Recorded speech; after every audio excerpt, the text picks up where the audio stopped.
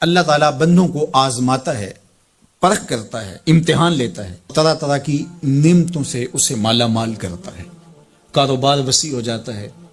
اس کے لیے دولت کے انبار لگ جاتے ہیں، دنیاوی مال و اسباب اس کے لیے جمع ہو جاتا ہے، منصب ملتا ہے، عہدہ ملتا ہے، اقتدار ملتا ہے، شان و شوکت ملتی ہے، لوگوں کے دلوں میں اس کا گھر بنتا ہے، تو اس کے ذہن میں یہ بات آتی ہے کہ میرے رب نے مجھے جو عزت دی ہے میں اس کا استحقاق رکھتا تھا، اور میں اگر اس لائق نہ ہوتا تو مجھے کیوں نوازا جاتا، تو گویا میرا رب میرے اوپر راضی ہے۔ اور پھر جب محفل نعت میں مہمان خصوصی بھی بن گئے تو پھر تو ان کے نفس کو اور تسکین مل گئی۔ جب پیر صاحب نے بھی ان کو ہی اہمیت دی تو پھر انہیں لگا کہ واقعہ ہی ہمارا رب ہم پہ راضی ہی ہے، تبھی تو ہمیں مذہبی طبقوں کے اندر بھی اہمیت مل رہی ہے، حالانکہ وہ جانتے ہیں کہ ہم نے یہ دولت کیسے حاصل کی ہے، وہ جانتے ہیں کہ ہمیں سجدے کی توفیق نصیب نہیں ہے، وہ جانتے ہیں کہ آج اس محفل میں مہمان خصوصی سے تو کل ہم شراب خانے میں تھے، انہیں پتا ہے، لیکن اس کی طرف توجہ نہیں جاتی، سوچتے نہیں ہیں، بلکہ وہ یہ سمجھتے ہیں کہ ہمیں یہ جو عزت مل رہی ہے یہ اللہ تعالیٰ کی طرف سے ہماری کسی قبولیت کی وجہ سے یہ عزت ہے، حالانکہ یہ ان کی آزمائش تھی، ان کا امتحان تھا۔ دوسری بات، وَأَمَّا إِذَا مَبْتَلَاهُ، اور جب اللہ اس کو آزماتا ہے، فَقَدَرَ عَلَيْهِ رِزْقَهُ، اور اس کے رزق کو تنگ کرتا ہے، اس کو آزمائش کی بھٹی میں ڈالتا ہے، فَيَقُولُ رَبِّي أَهَانَنِ، تو پھر وہ چیخ اٹھتا ہے، میرے رب نے تو مجھے ذلیل کر کے رکھ دیا۔ بیماری آ جائے، ابتلا میں مبتلا ہو تو وہ کہتا ہے کہ میرا رب مجھ سے ناراض ہو گیا، تو یہ انسان کی کج فکری، ایسا نہیں ہے۔ کسی شخص کو دولت کا دیا جانا یہ اللہ کی رضا کی دلیل نہیں ہے، اور کسی شخص کو غربت کے امتحان میں ڈالا جانا یہ اللہ کی ناراضگی کی دلیل نہیں ہے۔ حضرت امام رازی نے لکھا ہے کہ مکے سے لے کر طائف تک 70 ایسے نبیوں کی قبریں ہیں جن کی وفات صرف بھوک کی وجہ سے ہوئی، تکلیفوں میں، آزمائشوں میں، امتحانوں میں، ابتلاؤں میں اس کے بندے رہے ہیں۔ میرے اور آپ کے آقا و مولا حضور ختمی المرتبت کے گھر میں کبھی برابر چولہا نہیں جلتا تھا،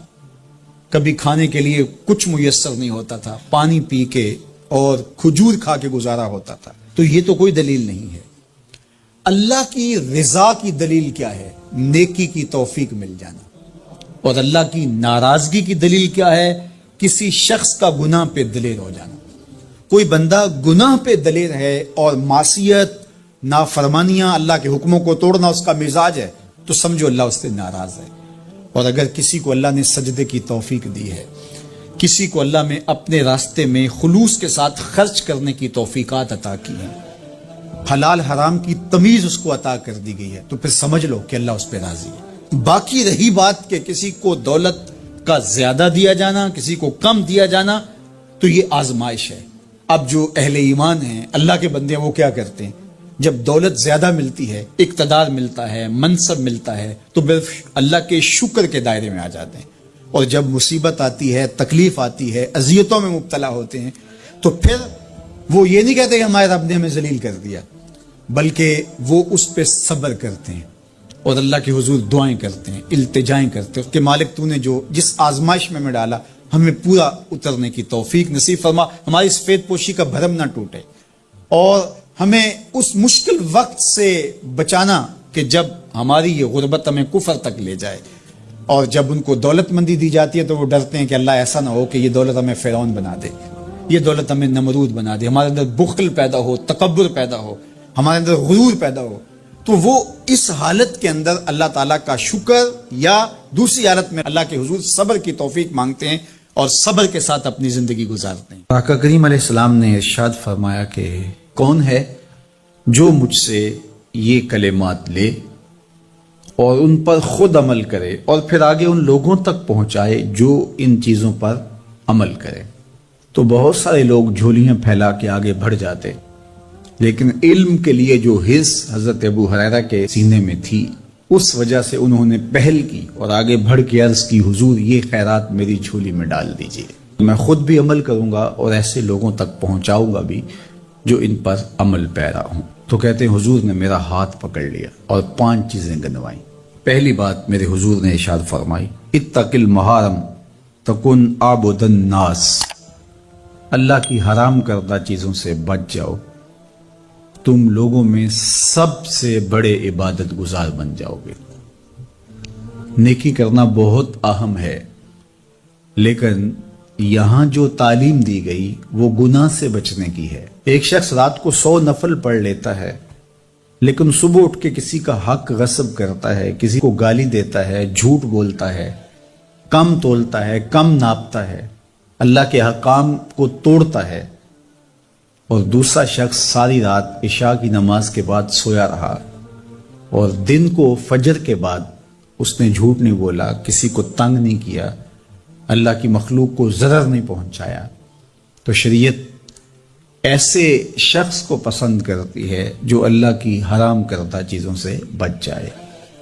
نیکی کی توفیق مل جائے، نفلی عبادات میسر آ جائیں تو بڑی بات ہے، لیکن اس سے بڑی بات یہ ہے کہ اللہ کی حرام کردہ چیزوں سے بچا جائے۔ دوسری بات ارشاد کی، وَرْضَ بِمَا قَسَمَ اللَّهُ لَكَ تَكُنْ أَغْنَى النَّاسِ، اللہ کی تقسیم پہ راضی ہو جا، لوگوں میں سب سے بڑا غنی تو ہوگا۔ دولت کی کثرت سے بندہ غنی نہیں بنتا، کتنے دولت مند ہیں، نفس کی کمینگی ہی ختم نہیں ہوتی۔ تو غنی اس وقت بندہ بنے گا جب اللہ کی تقسیم پہ راضی ہو گیا، اللہ نے جس حالت پہ رکھا اس حالت پہ خوش ہے کہ میرے مالک نے مجھے جو دے دیا یہ میرے لیے اس نے مناسب جانا، تو بس میں اس پہ راضی ہوں، میں اس پہ خوش ہوں۔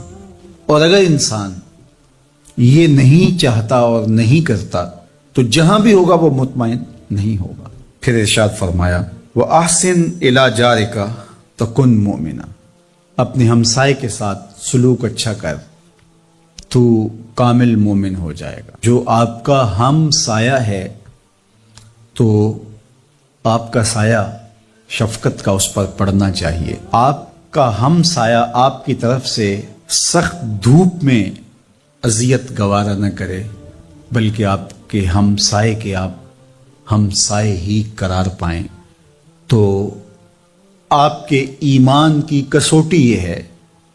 آپ کے مومن ہونے کا معیار یہ قرار دیا گیا کہ آپ اپنے ہمسایوں کے ساتھ کیسے ہو۔ چوتھی چیز، وَأَحِبَّ لِلنَّاسِ مَا تُحِبُّ لِنَفْسِكَ تَكُنْ مُسْلِمًا، اگر تم کامل مسلمان بننا چاہتے ہو تو جو اپنے لیے پسند کرتے ہو تمام مخلوق کے لیے وہ پسند کرو۔ اب کوئی شخص یہ مزاج اپنی طبع میں راسخ کر لے تو معاشرے کے اندر شر، فساد، بدامنی،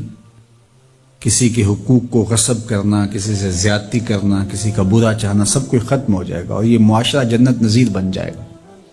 کہ جو ہم اپنے لیے پسند کرتے ہیں وہ ہم اپنے دوست کے لیے، بھائی کے لیے، ہمسائے کے لیے، عزیز کے لیے، رشتہ دار کے لیے پسند کریں۔ اور پانچویں بات، وَلَا تُكْثِرِ الضِّحْكَ فَإِنَّ كَثْرَةَ الضِّحْكِ تُمِيتُ الْقَلْبَ، ابو ہریرہ زیادہ ہنسا نہ کرو، زیادہ ہنسنے سے دل مر جاتا ہے۔ مسکرانا تو سنت ہے، مسکرانا حضور کی عادت تھی، جس کی تسکین سے روتے ہوئے ہنس پڑیں، اس تبسم کی عادت پہ لاکھوں سلام۔ مسکرانے کے بعد اگلا مرحلہ دہک کا آتا ہے، لیکن دہک کبھی کبھی حضور سے صادر ہوا، اور کہا یہ حضور علیہ السلام سے صادر نہیں ہوا، تو کہے سے منع کر دیا گیا۔ دہک کبھی کبھی ہو اور تبسم آپ کی زندگی میں شامل ہو۔ اللہ اس حدیث پاک کا نور ہماری روحوں میں اتار دے اور ہمارے باطن میں چراغاں کرے۔ کرونا وائرس کی وجہ سے پورے ملک کے اندر لاک ڈاؤن ہے، تو اس موقع سے بھرپور فائدہ حاصل کر کے ہمیں ذکر و فکر کی طرف آنا چاہیے۔ قرآن مجید کی تلاوت، کثرت نوافل، قضا شدہ نمازوں کی ادائیگی اور دیگر امور خیر بجا لانے چاہیے۔ اپنے ماں باپ کی صحبت میں بیٹھنا چاہیے، ان کی دعائیں لینی چاہیے، اپنے بچوں کے پاس بیٹھیں، اور بہت سارے اور امور جو ہم اپنی مصروفیات کے باعث پورے نہیں کر پاتے، تو یہ موقع ہے ان کو پورا کرنے کا۔ لیکن اس موقع سے ناجائز فائدہ حاصل کرتے ہوئے بہت سارے لوگ اپنے مکانوں کی چھتوں پہ دھاتی تاروں کے ذریعے پتنگیں اڑانے کے شغل میں مصروف ہیں، تو اس شغل سے خدا را باز آئیے یہ موقع ایک دوسرے کی مدد کرنے کا ہے، نصرت اور اعانت کرنے کا ہے، نہ یہ کہ مکانوں کی چھتوں پہ کھڑے ہو کے آپ خونی کھیل کھیلیں اور دھاتی ڈور کے ذریعے سے لوگوں کے گلے کٹیں اور لوگوں کو نقصان ہو۔ تو اس سے خدا را ہمیں خود بھی باز آنا چاہیے اور اپنے بچوں کو بھی اس سے روکنا چاہیے، ان کی حوصلہ شکنی کرنی چاہیے۔ ویسے بھی علماء نے کہا کہ یہ جو پتنگ کٹتی ہے تو بچے اس کو لوٹنے کے لیے دوڑتے ہیں اس کے پیچھے۔ تو عمومی طور پہ ہمارے ہاں یہ کہا بھی جاتا ہے کہ میں پتنگیں لوٹ رہا ہوں یا لوٹ کے لایا ہوں، تو شرعاً وہ اس کی ملک نہیں تھی تو وہ کیسے اس کو اپنے پاس رکھ سکتا ہے؟ تو یہ ایسا گناہ ہے جس کو گناہ نہیں سمجھا جاتا، اور بچپن میں معصوم ذہن پر لوٹ مار کا تصور اس سے ابھرتا ہے، اور آج وہ پتنگ لوٹ کے لایا ہے تو کل بڑا ہو کے بڑا لٹیرا بنے گا۔ تو یہ ماں باپ کو سوچنا چاہیے کہ پتنگ لوٹنے کا عمل لوٹنے کی ایک مشق ہے، اور بچہ اس کو کوئی برائی نہیں سمجھ رہا اور اس کو گناہ نہیں سمجھ رہا، حالانکہ یہ مال لقطہ ہے۔ اور اگر کسی نے پتنگ لوٹ لی یا ڈور لوٹ لی تو ہمارے فقہا نے لکھا ہے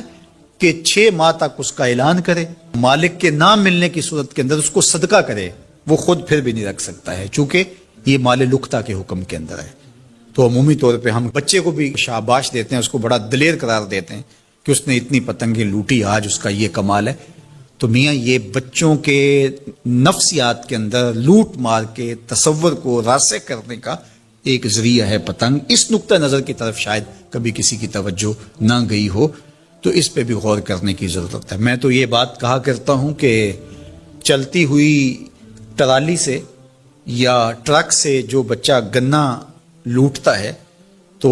اس کو بچے کی بہادری اور فنکاری سمجھا جاتا ہے، لیکن آج جس نے گنا لوٹا ہے تو کل وہ ملک لوٹنے لگے گا،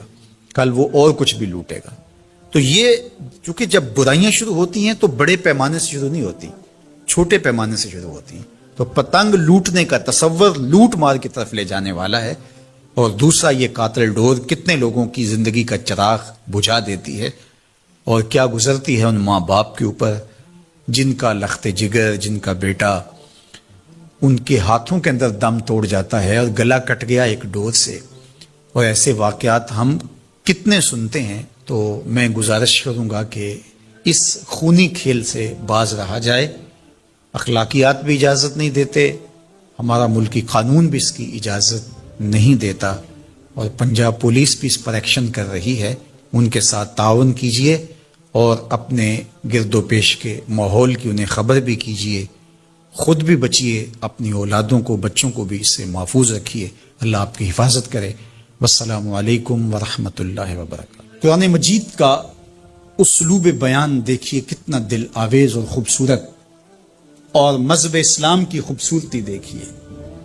غریبوں کو، یتیموں کو، لاچاروں کو، اپاہج اور کمزوروں کو، بیوگان اور اراملہ اور مساکین کو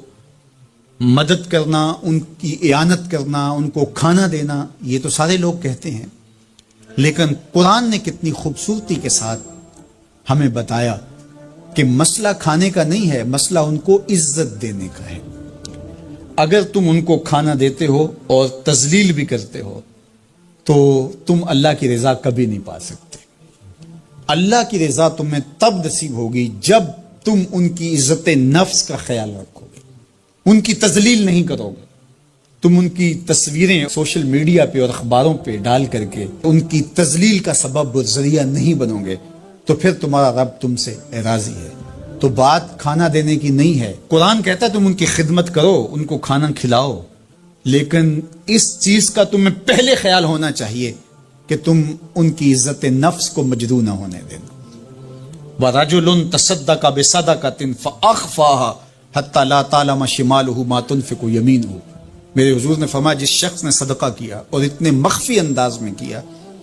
کہ جو دائیں ہاتھ نے خرچ کیا بائیں ہاتھ کو اس کا پتہ ہی نہ چلا، قیامت کے دن جب کوئی سایہ نہیں ہوگا اللہ ایسے شخص کو اپنے عرش کا ٹھنڈا سایہ نصیب فرمائے گا۔ کتنی بڑی بات ہے۔ قرآن نے ہمیں سرًا و اعلانیہ دونوں طریقے بتائے ہیں۔ اعلانیہ بھی خرچ کر سکتے ہو، مخفی بھی خرچ کر سکتے ہو۔ لیکن اعلانیہ خرچ تم تب کرو گے جب کسی کی عزت نفس کا مسئلہ نہیں ہوگا۔ آپ مسجد کے لیے فنڈ مانگ رہے ہیں، کوئی بات نہیں، یہاں تو کوئی ایسا شخص نہیں ہے، لیکن کسی ایک شخص کو دے رہے ہیں تو پھر آپ کو اس بات کا خیال کرنا ہوگا، اس وقت پھر مخفی کرنا تمہارے لیے ضروری ہے۔ اسی طرح اگر تم ترغیب کے لیے کر رہے ہو تو کوئی بات نہیں ہے، لیکن اس میں بھی تم یہ خیال رکھو کہ ترغیب میں بھی کسی کا دل نہ دکھنے پائے، کسی کی تصویر نہ آنے پائے۔ ترغیب دلانے کے بہت سارے طریقے ہیں، لیکن ترغیب دلانے سے قبل اپنے دل سے سوال کر لو، ترغیب کے پیچھے چھپی ہوئی کہیں ریاکاری تو نہیں ہے؟ چونکہ ریاکاری جو ہے یہ کالے پتھر پر کالے رنگ کی چونٹی چلے تو اس کی چال سے بھی زیادہ باریک ہے، تو یہ بڑی باریک چال ہے۔ تو بعض کا بندہ کہتا ہے میں تو ترغیب کے لیے کر رہا ہوں، لیکن اس کے پیچھے اس کا نفس کھڑا ہوتا ہے اور اس کے نفس پہ یہ شاک ہوتا ہے کہ وہ بغیر تشہیر کے کرے، تو وہ ترغیب کا نام لے کے اپنی اس ریاکاری کے اوپر ترغیب کا پردہ ڈالنا چاہتا ہے، لیکن ہوتی ریاکاری ہی ہے۔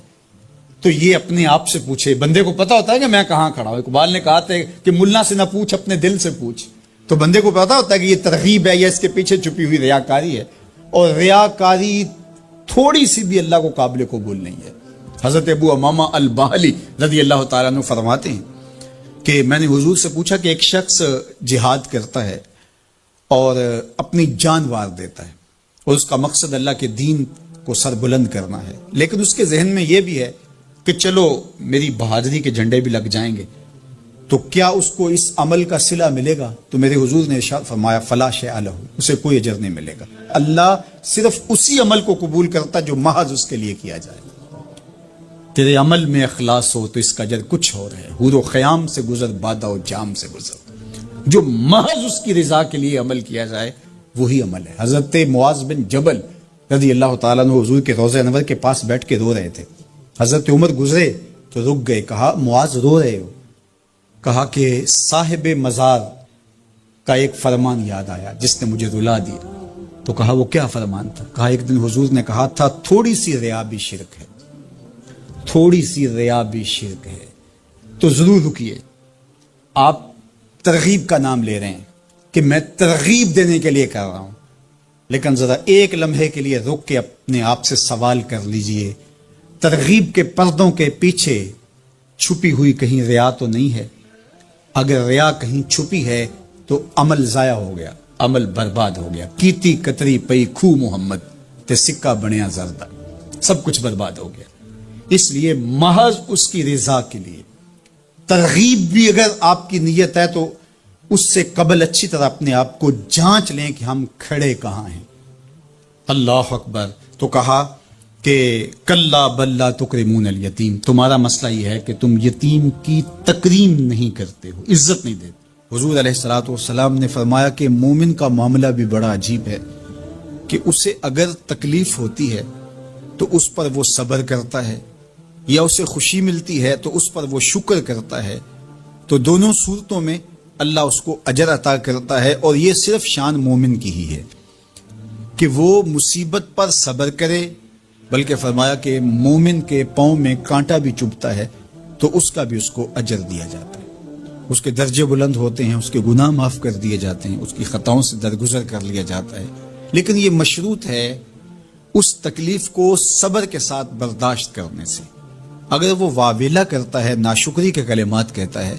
تو تکلیف تو ختم نہیں ہوتی لیکن اجر زائل کر دیا جاتا ہے۔ تو اس لیے ہمیں ہر صورت کے اندر صبر کے دامن کو مضبوطی سے تھامنے کی تلقین کی گئی ہے، اور اہل ایمان کو یہ بھی سبق دیا گیا